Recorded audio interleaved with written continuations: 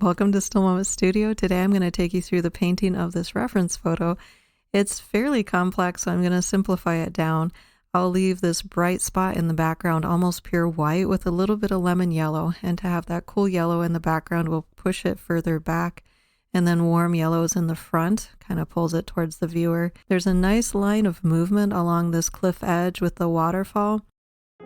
First of all, I'll use that lemon yellow around this white area where the sun is shining through the trees. And I want to keep that white fairly pure. And then into some oranges, and then back behind the trees, some orange brown, so that when you look through the trees, it'll create a dappled look. And then I'll start to build in the greens. Oxide of chromium is my typical green. It's a very earthy green. A light wash of yellow ochre on the pond.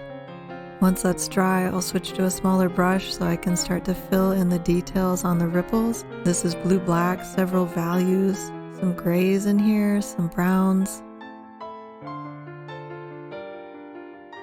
And then a light wash of green over that to soften some of those ripple lines.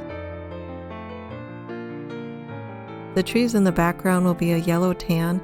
In the white area, it'll be light, almost non-existent, and then getting darker as it exits out of that white area, as if the sun has really washed that space out. And then on the left, it'll be green, blue, black, kind of shadowy.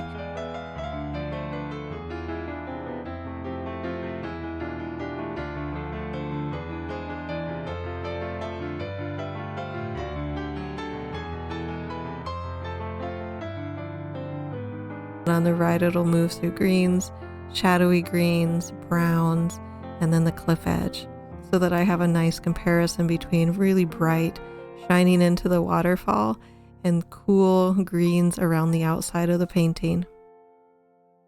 To finish off, I'll detail in some of my trees, the foreground, just some soft grass along with that rock, and then finally, I'll finish off that waterfall with cerulean blue and brown to give it just a soft dusty shade as it comes over the edge. Thank you for joining me. I hope you've enjoyed this little demo.